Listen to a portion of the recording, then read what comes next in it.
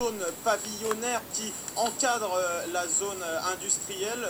Pour l'instant, le caméraman qui travaille avec moi me dit qu'il n'y a pas beaucoup d'agitation autour. Par contre, ici, les barrages continuent à se mettre en place. Vous pouvez le voir autour de moi. Nous sommes juste à côté de la route nationale 2 qui borde cette zone industrielle. Et vous le voyez, plusieurs barrages de gendarmerie continuent à se mettre en place. Beaucoup de poids lourds tentent de passer et ça bloque l'accès des secours. On continue à voir des véhicules du SAMU qui tentent de se rendre sur la zone. Et vous le voyez également, beaucoup de médias étrangers qui viennent de prendre position ici à quelques centaines de mètres de la zone de la prise d'otage. Merci pour toutes ces précisions, Clément.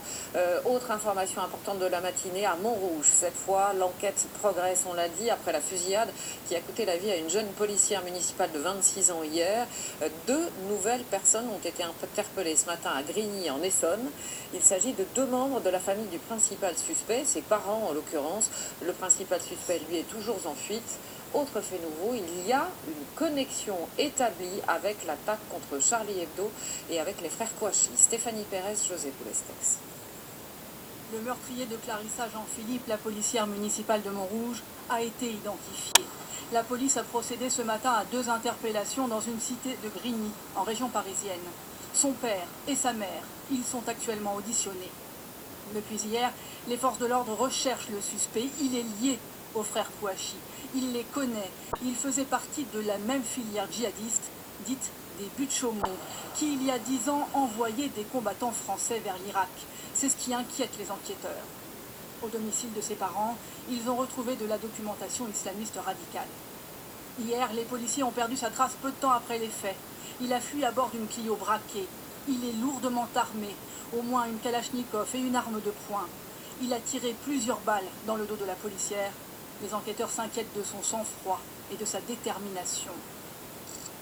En Martinique, d'où est originaire la victime, sa mère, sa famille sont choqués par la violence des faits. Tous pleurent une jeune femme de 26 ans qui allait juste être titularisée dans ses fonctions.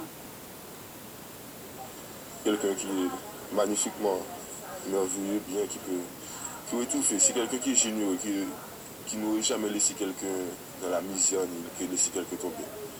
Donc là, elle n'est plus là, je vois un gros trou là. À Montrouge aussi, l'émotion reste extrêmement vive.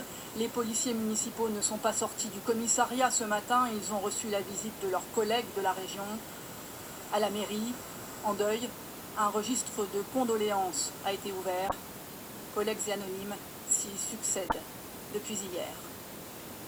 Voilà Audrey, à l'instant là, des derniers développements dans cette affaire de la fusillade de Montrouge.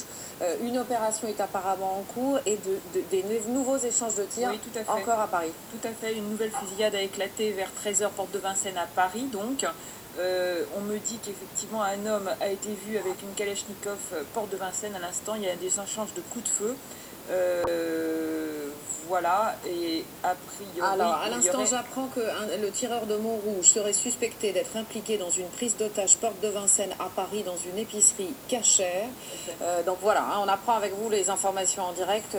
Audrey Goutard, moi-même, on les apprend. C'est ce qu'on disait ce matin. En fait, effectivement, on se rend compte que les frères Kouachi, c'est un groupe. C'est un groupe composé de plusieurs personnes. On le savait déjà depuis qu'ils avaient été interpellés en 2005 dans ce fameux groupe des buts de Chaumont. Oui.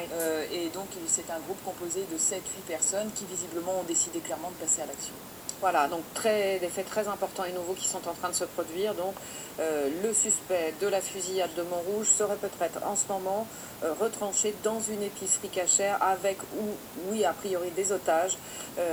Porte de Vincennes à Paris, on en saura plus bien sûr dans les minutes qui viennent. On prend le temps vraiment d'essayer de comprendre ce qui se passe avec Jean-Pierre Filu, qui est un éminent expert, professeur des universités à Sciences Po, spécialiste du djihadisme. C'est important ce lien qui est établi entre à la fois l'attaque terroriste extrêmement violente